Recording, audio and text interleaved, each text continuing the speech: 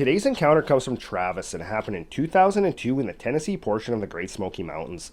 Travis, along with his girlfriend Melissa, were recent high school graduates, and they were really looking forward to spending the entire summer together, just enjoying each other's company before they had to break off and go their own separate ways for college. Now, there was a problem with this because Melissa's parents were heading out to Paris, and they were not comfortable leaving their daughter at home by herself.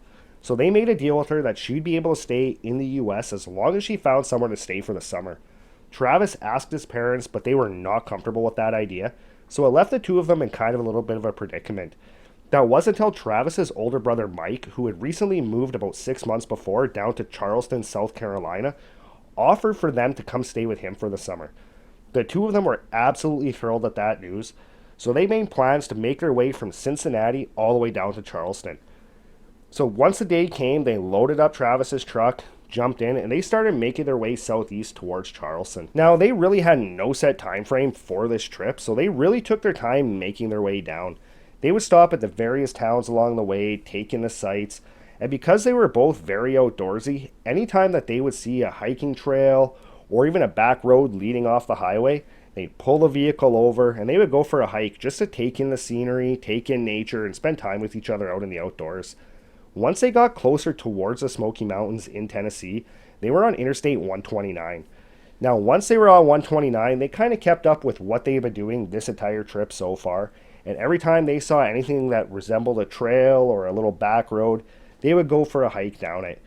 As they made their way further down 129, they passed the town of Tapoco. Shortly thereafter, it was getting pretty dark, and they really did not know if there were any campgrounds coming up. You have to remember, this was back in the day before smartphones, so it's not like you could just pull open your phone, take a look on Google, and it would tell you where there'd be a campground. So they were getting a little bit nervous just because they did not know how far they had to go down this road before they would get to anywhere that they could spend the night. About 20 minutes later, they noticed this trail leading off the side of the highway going up into the mountains. The trail was a little bit overgrown, but Travis had a 1999 F-150. He had it jacked up. He had 33-inch tires on it. So he was not too concerned about going down this type of road. So he pulled up right beside this road. He looked over at Melissa and he said, "Hey, do you just want to pull down this road for the night? We'll find a spot to park and we'll just camp out in the truck." And she was completely fine with that. So Travis turned his truck, started making his way down this bumpy, grown-in road, and they drove for about a mile down this road. By the time that they got to a spot where they decided that's where they were going to park the truck for the night, it was full on dark. Luckily for them, because they were camping along the way, they had a cooler full of food inside the truck with them. So they were able to have a bite to eat before they called in the night. Once they finished eating, they reclined their seats back and they tried to get to sleep. It had been a few days of traveling already and doing lots of hiking along the way. Both of them were absolutely exhausted. Melissa managed to fall asleep really fast, but Travis was really struggling to get comfortable on his reclined seat, to the point that he decided that maybe he should get up, go outside, and set the tent up right beside the truck. He figured he'd be a lot more comfortable doing that. However, right after he had that thought, he started to have a really bad feeling like this was just not a good idea. And he wasn't sure if that feeling was because either they were in the middle of nowhere, no one else around, and he had never done any form of totally remote camping like that before, or if it was because they were on this road and he really had no idea where it led. So he decided he would just listen to his gut and he would try to tough it out and fall asleep in the truck. After a bit of a struggle, he managed to fall asleep, but at about 2 o'clock in the morning, Melissa was woken up by the sounds of somebody walking around the outside of the truck. So she leaned over, shook Travis, woke him up, told him what she had heard outside. So he sat up and he started looking through the windows, trying to see if he could see who this person was or what this was that was walking around the truck. After a couple of minutes of seeing absolutely nothing, the two of them kind of decided, you know what, it was probably just an animal, probably some form of a deer, a raccoon or something.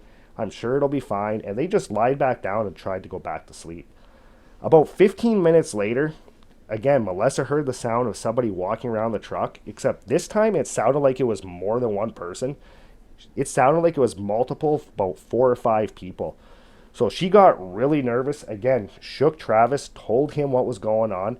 He sat up, and this time he decided he was just going to turn on his headlights to kind of illuminate the area in front of them to try to get a look at whoever this was or whatever this was. So he hit his headlights, and standing directly in front of the truck, about 20 yards ahead, there were these four people that he described as being incredibly filthy. He said it looked like they were covered in mud.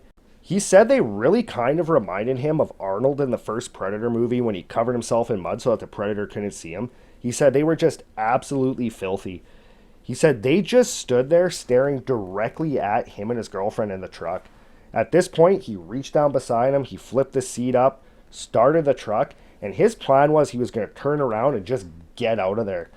But as soon as he started to move the truck forward and turn it, and those headlights came off the people in front of them, those people started to move closer towards the truck.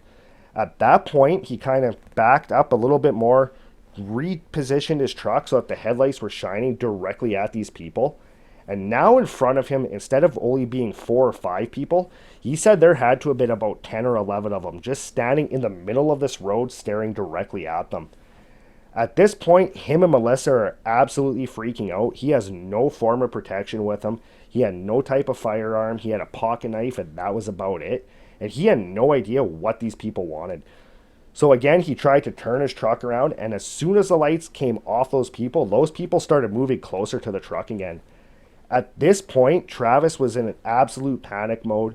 Melissa was screaming beside him, and he had no idea what to do. He just knew that they had to get out of there because they had no idea what these people wanted. So at this point, he just kept the truck in reverse and slowly started backing down this narrow grown-in trail. He said as the truck was backing down the trail, these people just kept moving towards him, just outside the reach of the headlights. Kind of like when you have your headlights on, you'll get the part that gets really illuminated, and just in behind that will be a little bit darker. That was the area where these people were standing. So as they made their way down this trail, backing up, he said it was incredibly painfully slow. He could not see anything behind him. And he, at this point, did not want to back into anything. He did not want to go off this road to get stuck and have to deal with these people. So he said it was just very painstakingly made his way backing up down this trail. The whole time, these people staying just out of the reach of the headlights. At one point, while they were backing down the trail, the truck came to an abrupt stop, and Travis knew that he had hit something. He didn't know if he had backed into a tree, or if he had gone partway off the trail, or if it was just a log across the trail. However, Travis did not remember on the drive in having to drive around any logs or go over any logs. All he knew in this moment was his truck would not move. He was giving gas, he could hear the tires spinning, he could feel them spinning, but the truck just would not budge in reverse. At this point now, Travis was absolutely horrified because those people were getting even closer to the truck now, and he thought that for sure this was how him and Melissa were going to die. They were going to be killed by these people and nobody would ever see them again. In that moment, he made a split-second decision that he was going to move forward a few feet, put the truck in reverse, and just gun it and hope for the best.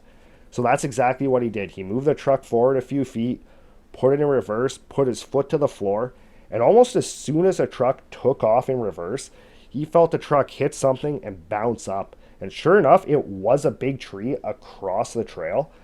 However, Travis said once they cleared that tree, he noticed on the right-hand side of the trail, at the end of that tree, he could see fresh cut marks. He said it looked like somebody had chopped it down with an axe and intentionally fell it across this road.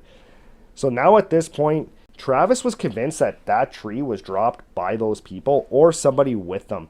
And in that moment, he knew that they were in some serious trouble, not only just because of the way that these people looked, looking so bizarre, or the fact that they were in the middle of nowhere, or not even the fact that they were following them down this trail, staying just outside the reach of the headlights.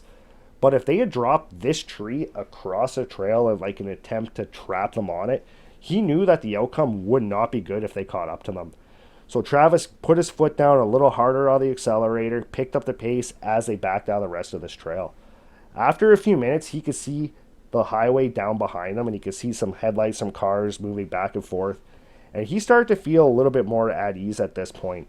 As they continued making their way towards the highway, which was getting closer every second, Melissa told him to look out the windshield.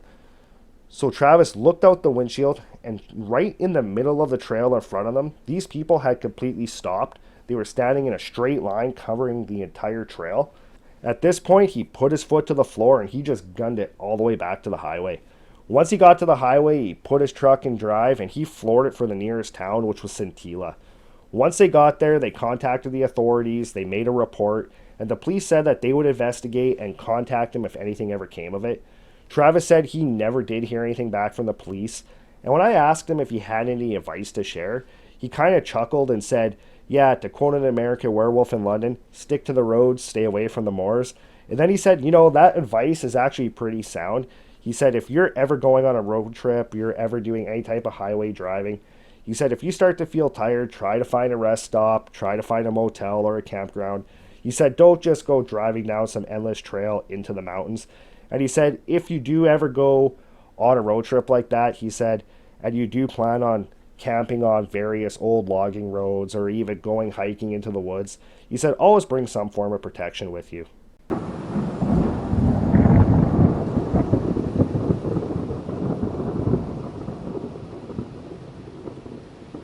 This encounter comes from Brady and it happened in 2006 when him and his brother Jay were hiking the Great Smoky Mountains portion of the Appalachian Trail. This portion of the Appalachian Trail that runs through the Smoky Mountains runs for about 71 kilometers and it basically follows the border of North Carolina and Tennessee.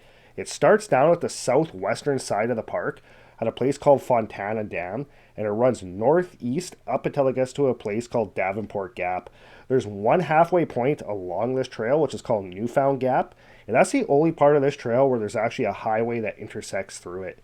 This area is absolutely remote and rugged wilderness, just full of mountains, dense forest, lots of steep valleys. This part of the trail too, it takes about 7 days to hike. There's multiple rest stops along the way with 12 different shelters set up along the trail. This is a very popular portion of the Appalachian Trail, and the route could actually be shortened to 3 days if you start at one of the trailheads and make your way to the center point, which is at Newfound Gap, or start at Newfound Gap and make your way to one of the trailheads. And in June of 2006, Brady, who was 25, his younger brother Jay was 23, and Jay had just gone through a really rough breakup.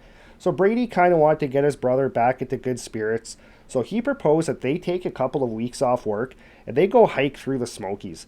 His plan was to start at the southwestern side at Fontana Dam, go all the way to the northeast side at Davenport Gap, hitch a ride into a town, kind of restock on supplies, hitch another ride back to the northeast trailhead, and then make their way all the way back southwest to Fontana Dam where their vehicle would be. Jay thought that was a great idea. He figured that would get his mind off of everything he was kind of going through.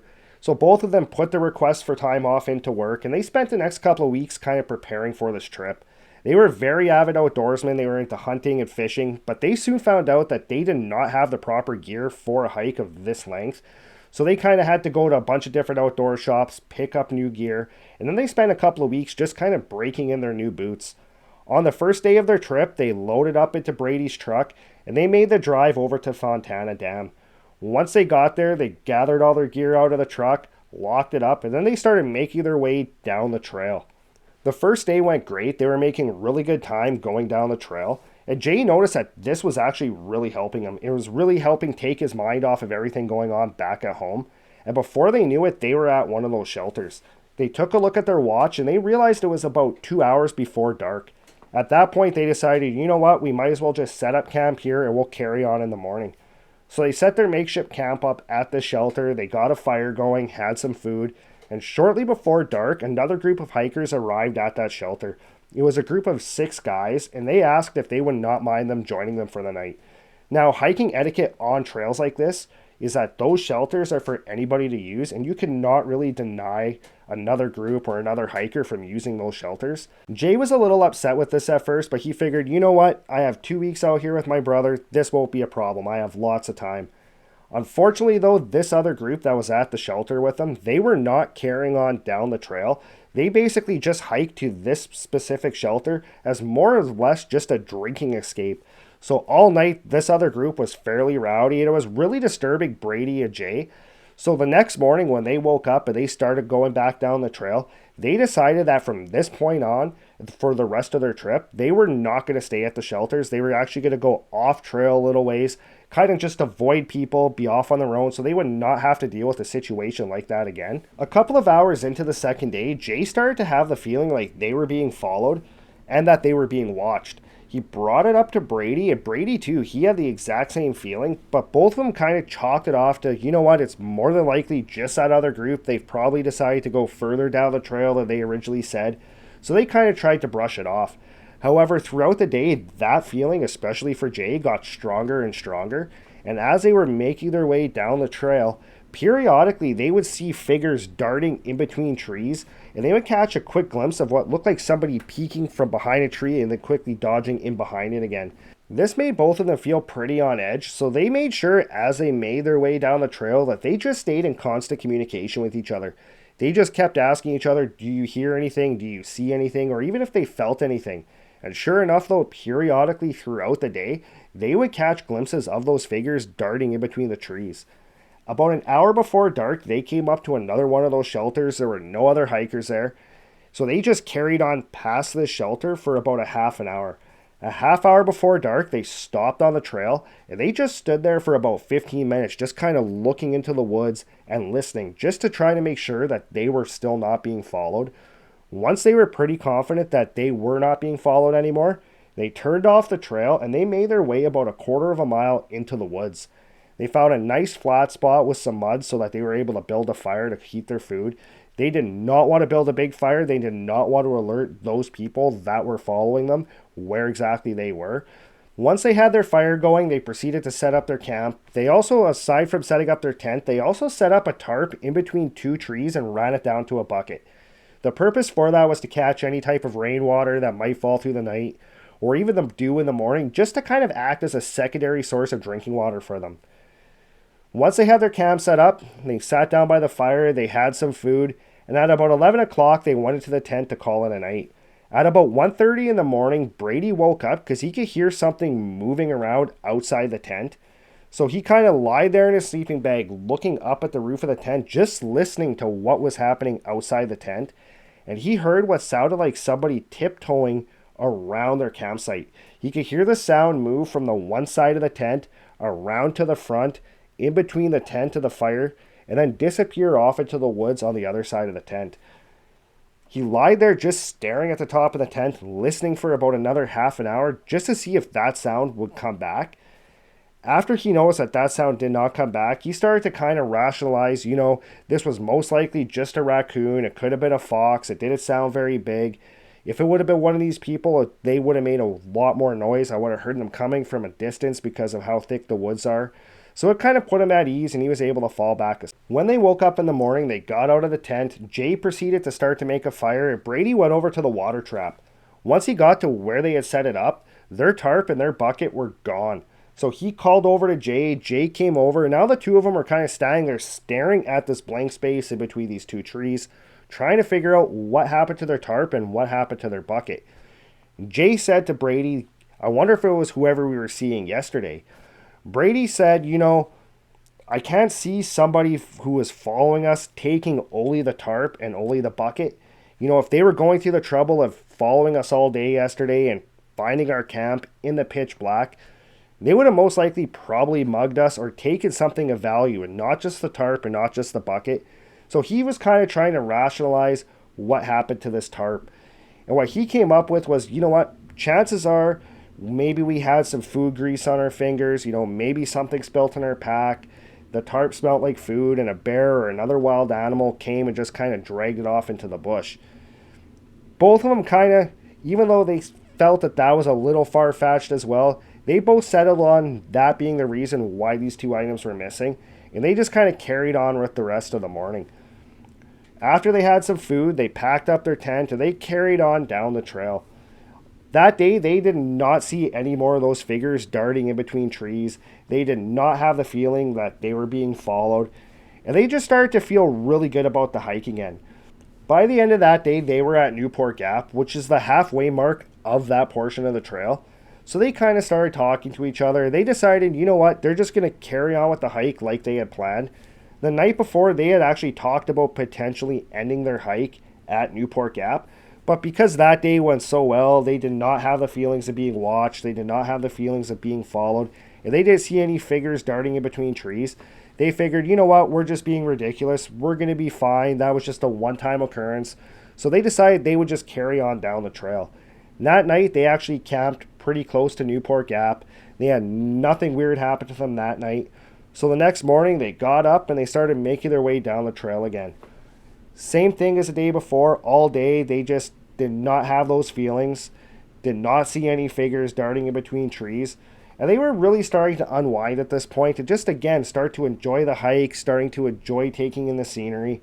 And that night, instead of waiting till a half hour before dark to venture off the trail, they decided, you know what, there's nobody following us. Let's venture off the trail about 2 hours before dark. It'll give us lots of time to set up camp. We'll be setting up in the daylight this time, not in the dark. And we'll be able to enjoy ourselves a little bit more. So 2 hours before dark, they turned off the trail, made their way about a quarter mile into the bush, set up camp, got a fire going. They spent the evening basically just unwinding and relaxing after a long day of hiking.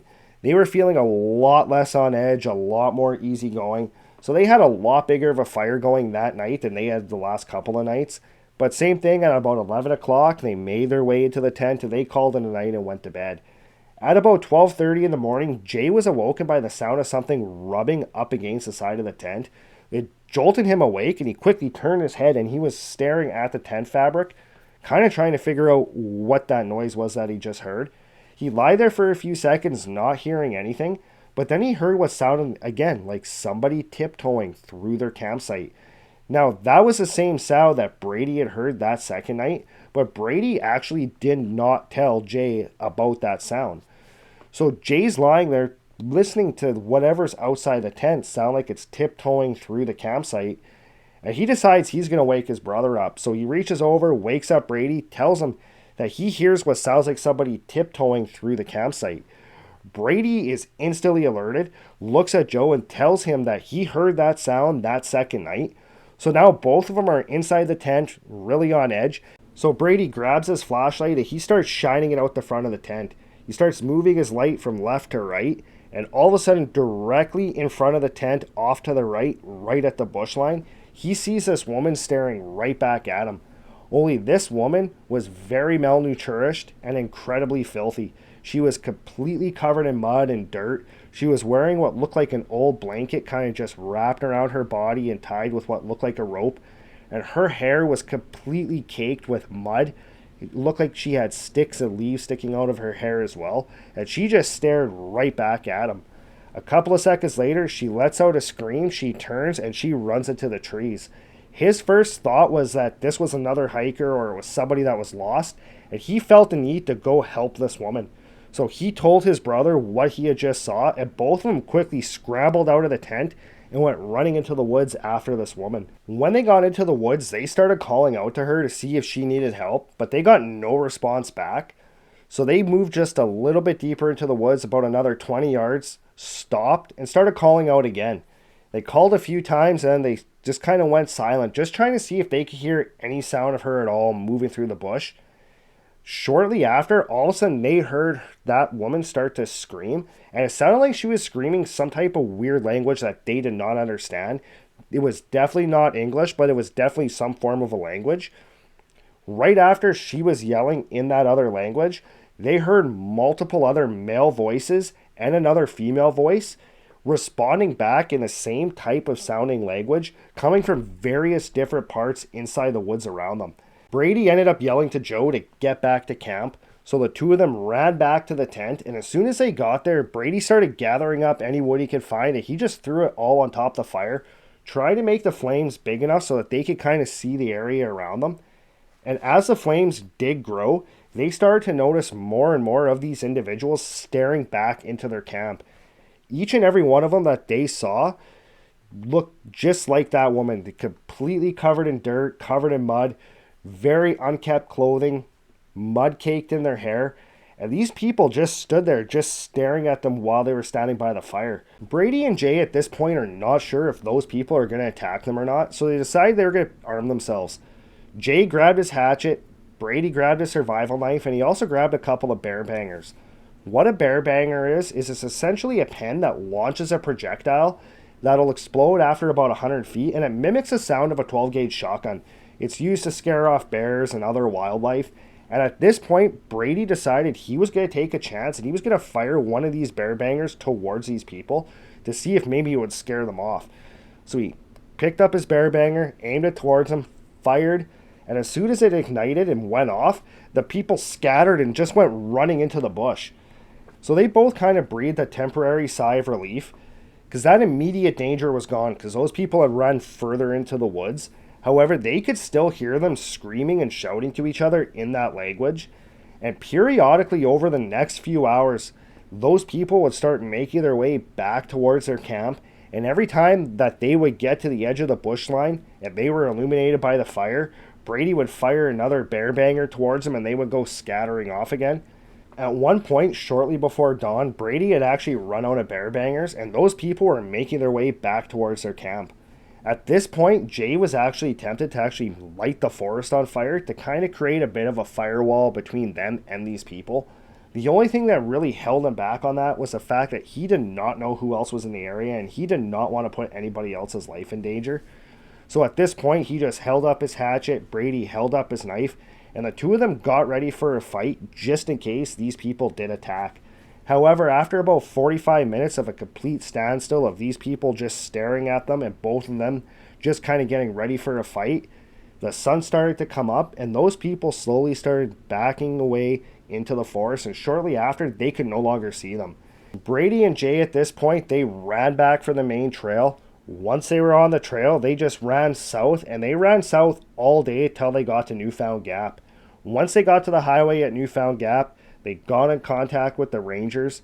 The Rangers came, they explained to them exactly what happened, and the Ranger that they were talking to actually ended up giving them a ride all the way back to their vehicle. The Ranger said that they would go check out where they had the camp set up, and they would let them know if they found anything. Brady and Jay ended up going home, and a few days later, the Ranger actually called them back and said that they found where they had the camp set up because they found remnants of the fire, but everything that they had left behind was absolutely gone, and they could not find any sign of those people. Brady ended up taking to the internet. He went to Facebook, different forums, different groups, trying to figure out who these people were and if anybody else had ever come across anybody like this before. And he came across several reports of feral people that live in national parks, different forests, all across the country and all across the continent. And his advice is, if you're going on a hike like this, if you're in a national park and you're going along one of these long trails, he said always camp at the shelters. Don't make your way off the trail. Always go in a larger group. He said he does not know what these people wanted, but he just wants people to be safe, go in larger groups, and just kind of stick to the trails. Well, that's it for today's encounter. As always, thanks for joining us, and if you have any comments, please leave it in the comments below. And if you haven't done so already, before you hit the Appalachian Trail, keep that subscribe button close in your pack, and I'll see you next time.